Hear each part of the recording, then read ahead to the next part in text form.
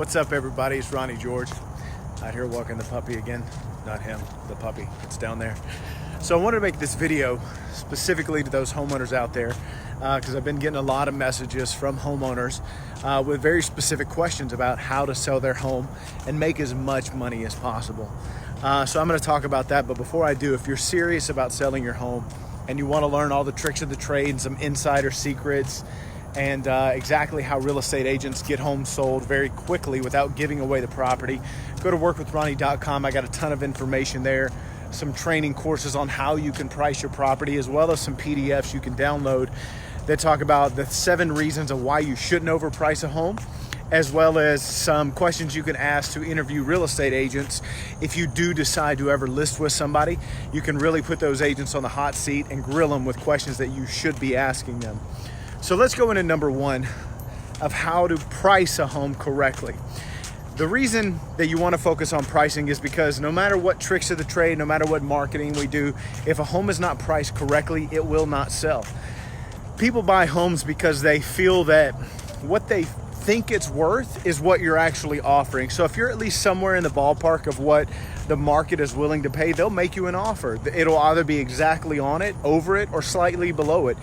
But if you're priced too far out of what someone feels that home is worth, they're not even going to make you an offer. One, because they feel that, well, the home's overpriced and they don't want to offend you, because people are actually really scared to negotiate with people. A lot of people don't even want to make you an offer. Let's say, for instance, if it's $10,000 or $15,000 higher than what they feel it's worth, because people are scared of negotiations. So they don't want to even negotiate with you. So that's why pricing is so important. So when it comes to pricing a home, you want to price it within like a $5,000 to $7,000 window, so that way your home actually sells quickly and doesn't sit on the market for a long time because of that reason. The longer it sits on the market, the longer days are going to rack up, and the more lowball offers you're actually going to get. So that's why it's extremely important that you start off at the right price. And if your home is sitting on the market for more than 1 to 2 weeks and you're getting no activity, you need to do a very quick price adjustment, because you do not want those days on the market to rack up. So now a lot of people ask me, Ronnie, what price should we pick? Now, I made several videos about this, but I'm going to talk about it right now. Say, for instance, if you have a home and you want to price it at $147,000 because that's what the comps say, why not go ahead and price it at $150,000? The reason I say that is because buyers nowadays search in increments of 50 to 100,000. Most people, when you get on search parameters like Zillow or Truly or Realtor.com, you're going to do ranges from 150 to 150 to 200 or 200 to 300. People search in those brackets. They do not search in specific price ranges like 372,500. They're going to search in ranges. So play to that advantage, that whole salesman mentality of, I want to price it at $199. Well, guess what? Everybody who's looking for a home, $200,000 to $250, is never going to see your house priced at $199. So if you price it at that point, right there on that little medium, you're going to hit people that are looking at the top of their budget and also people at the bottom of their budget. So you're going to get those people. If you price it at $150, you'll get those people from $1 to $150. It's going to be the top of their budget, but your home might be that home. Or if they're at $150 to $200, you're going to be at the bottom of their budget, but at least you get in their parameters and your home might be in consideration. So that's just a pricing strategy that you really need to consider when it comes to pricing your home correctly. Now, another thing, if you ever want to sell your home, whether you list it with an agent or yourself or whoever, you need to pay attention to exposure. You need to make sure that your home is exposed to people on social media, just like platforms like this. This is where people are. This is where people spend their time. Even right now, y'all are watching me and it's like Saturday evening. It's because there's not a lot of activity going on. You need to get in front of people on Snapchat, Instagram, Twitter, Facebook Live. If you don't have an agent that knows how to use those marketing tactics to get in front of people, then you're better off selling it on your own, in my opinion. Mainly because if that agent cannot figure out how to get interest to your property and all they want to do is put a sign in the yard, you're going to be paying some kind of commission to someone to just stick a sign in your yard and put it on the MLS. Anybody can do that.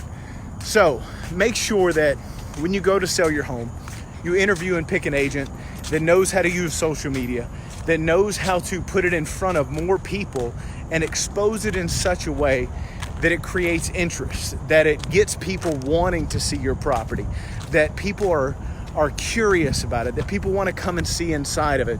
Don't necessarily do open houses all the time. You want to get people so interested with photos, videos, things that really, really show off your home in a way that makes people want to see more. So I hope that makes a lot of sense to you. So we talked about pricing strategies, and the number one way to do pricing is to know how buyers are searching. They're searching online for your home.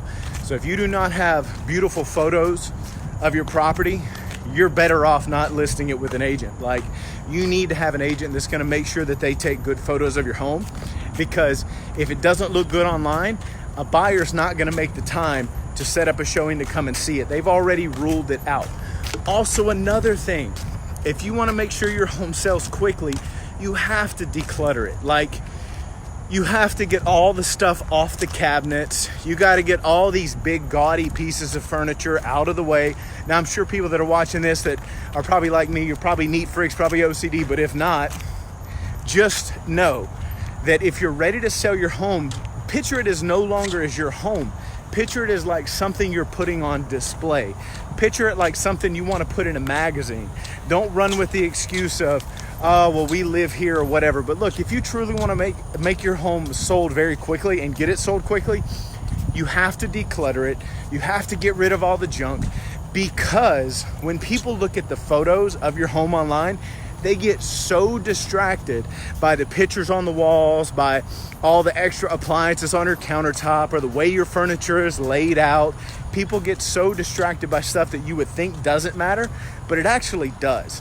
You want to make sure that you are showing off your home and having as little things in there as possible to distract them. So I hope that makes a lot of sense to you.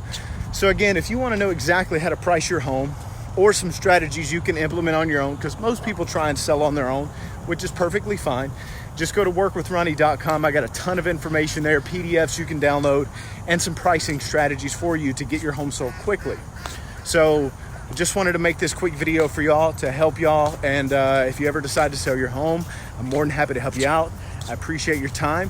Hope you have a good rest of the evening.